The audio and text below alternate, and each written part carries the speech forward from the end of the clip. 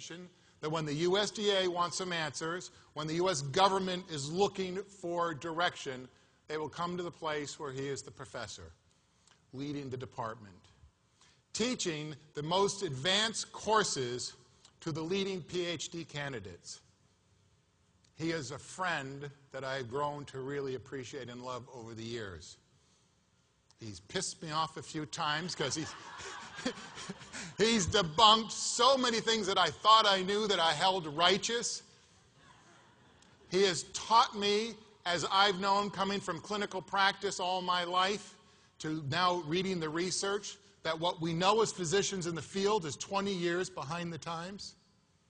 And I am so pleased that you have the world-leading expert who can debate with Ornish or Atkins or Wolf or the leaders in the industry who have ideas, who have a following, that have some ideas correct, but for the first time ever, you have it 100% correct, good for life. You have a system that is proven, vetted, healthy, no downside. Losing weight will be part of what happens. Getting healthier is the result. Dr. Don Layman has come on and joined our scientific advisory board. It is an honor and a pleasure. The man himself, Dr. Don Layman.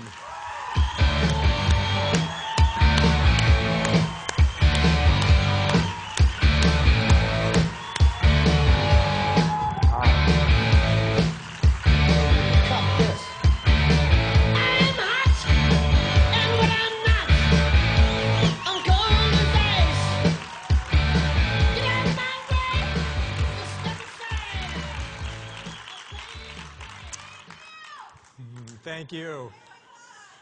Thanks to Justin and Marcus. I'm not sure if there's anything left to say, right?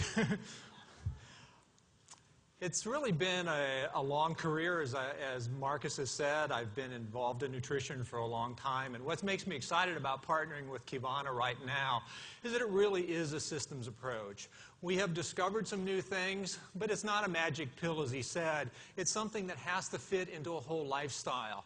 And we've developed that, and I look very carefully for a place and a company that would be able to support that kind of approach.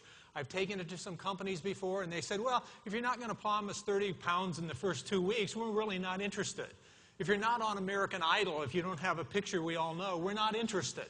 I said, but it works. That's not relevant. Well, I think it is. I think health is what is relevant, and I think that's what we're all about here. The metabolic lifestyle is the term we've used because it really is about changing metabolism. If you look at the field of weight loss right now, basically it's about the pathology of being fat. People study fat. They study adipose tissue. They study fat tissue. And you learn about what's already wrong. What we want to do is learn about what you're supposed to do. We're wanting to learn about the physiology of good health and studying muscle. What we're going to be able to do with this system is to, as Justin said, recharge your metabolism. We're going to reset your metabolism back to your 20s. We're basically going to change your muscle back to muscle metabolism, which is where you were in your 20s. We're going to reignite the metabolic furnace in your muscle. Your muscle is what's supposed to burn calories in your body. It's not about restricting calories. It's not about all sorts of fancy things you do. It's about making your muscles do the work they're supposed to. And it's not just during exercise. It's all day long. It's while you're sleeping. And that's what we're going to reset. And once you do that, then you don't have to worry about fat. Fat is just simply going to go away. What happens on this diet is absolutely amazing. You're not going to see 20 pounds in 2 weeks, but you're going to see 2 pounds per week. You're going to see 2 pounds every week. You're going to see a body change that you can't quite expect. Your clothes are going to fit differently almost immediately because it takes the fat from your abdomen. It takes it around the belt.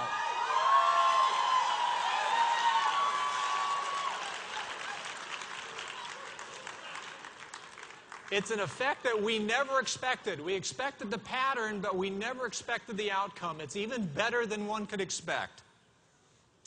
Let me give you a little background about how I got to it. I think it's sort of interesting.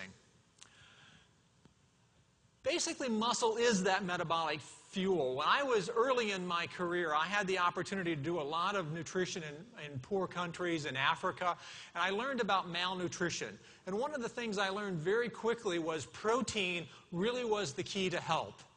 If you want lifelong health, it really is related to protein. And protein gives you that muscle mass, it gives you the structure, it gives you the bone mass of your body.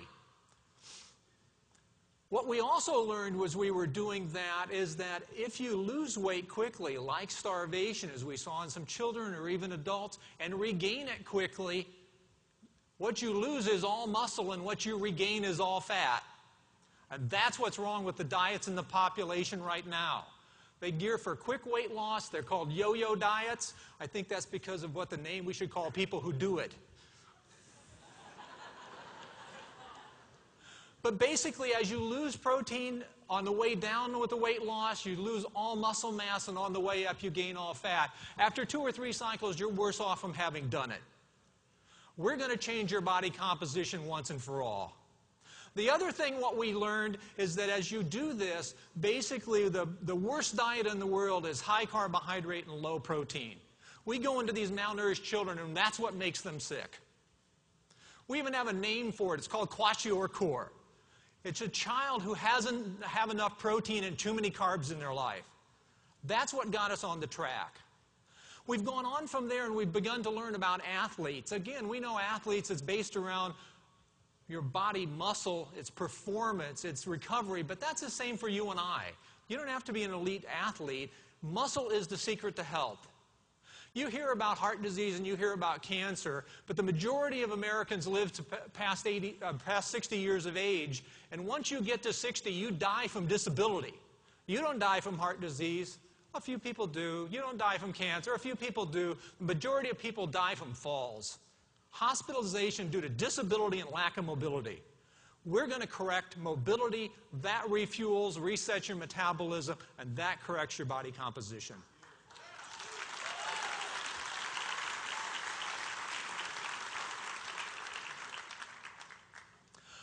One of the things that's also in that list of myths is that adults don't really need protein. This is a concept that on the surface seems pretty logical, that, well, children need protein because they're growing, obviously. They're making more protein, right? We learned that protein is good for building body proteins, strong bones, all that sort of stuff. It turns out that adults actually need more protein than children. A 60-year-old person at the same body weight needs more protein than a 16-year-old does. And the reason is our bodies become a little less efficient. Most of the protein you make in your body per day is repairing, remodeling, and rejuvenating your body. It has nothing to do with growth. And as we get older, we have to do that repair, remodeling, rejuvenating even more. That's the key to the protein story. Adults need the protein. And children are very efficient with it. Adults get a little less efficient, so the quality of the protein becomes very important. We have structured this diet around the kind of quality of protein you need. The timing of protein becomes very important to adults. Not very important to children, but the timing becomes critical. The lifestyle is structured around timing. Let me tell you a little about how we discovered this. This is really the breakthrough, and this is really from my research lab. We'll refer to it as the story of leucine. How many of you ever heard of leucine? Oh, there are a few. It's good. That's probably because of something I already wrote. Leucine is one of the amino acids. There are 20 amino acids that are naturally occurring that we need in our bodies every day. 9 are called essential amino acids because we can't make them. Some we can make, some we have to eat. Leucine is one of those 9 essentials.